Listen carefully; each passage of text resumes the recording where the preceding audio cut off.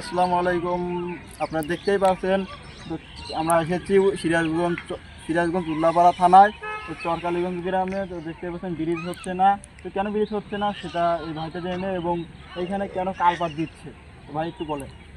Culvert দিচ্ছে, bridge টিরিজ হইতেছে না, সেই হিসেবে কালভার্ট দিয়ে থুইছে। এখন আবার রতন ওই মাসাল মুসলের রতনকে রতনে ঘেটেন ওই ঘেটিয়াল। মাসাল মুসলের ব্যবস্থা করছে বা রানিংয়ে ওই জিনিসটা দিতেছে আর কি। এখন মানুষ পারাপার হওয়ার তো সুবিধা এটা হলো। এটা সংসদ ভবনে কোনো কিছু হয় না আগে বুঝছি। ওই শুনি যে ওই সপি এমপি কয়ে গেছে যে একখান উনি আমি ঈদ গাড়ি দিয়ে যাবো, হে মাদার তো চলেই গেছে। ও, তাই এই ব্যাপার। হ্যাঁ হ্যাঁ, ও, তাই আর কি, তাহলে এখানে হওয়ার কোনো সম্ভাবনা নাই নাকি? সম্ভাবনা না থাকার সম্ভব বেশি, মানে সব বলি ডাইন গোছের। তাহলে এটা এই কালপাটটা কি আপনার ঘাটারা দিছে নাকি?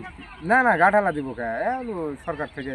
সরকার থেকেই হ্যাঁ করছে। হ্যাঁ, সরকার থেকে। তো দর্শক ভাইরা দেখতে পাচ্ছেন এখানে কোনো ব্রিজের কোনো ইনাইকে, তো এখানে কালভার্ট দিয়েছে। তো এই চরকালীগঞ্জে ব্রিজ হওয়ার একটা খুবই জরুরি, এটাই বলা যায়। দুর্ভোগে ভুগছেন, এ কারণে রাস্তার মানুষও যাতায়াত করতে খুবই কষ্ট হচ্ছে। তাই নৌকার ব্যবস্থা করা হয়েছিল, নৌকায় মালামাল পারাপার কষ্ট হয়, তাই কালপাটের ব্যবস্থা করা হয়েছে। কেন ব্রিজ হয় না সে নিয়েও আজও মানুষ স্থানীয় সংসদ ভবনে একটি বার্তা পাঠায়, কিন্তু তাও কাজ হয় না।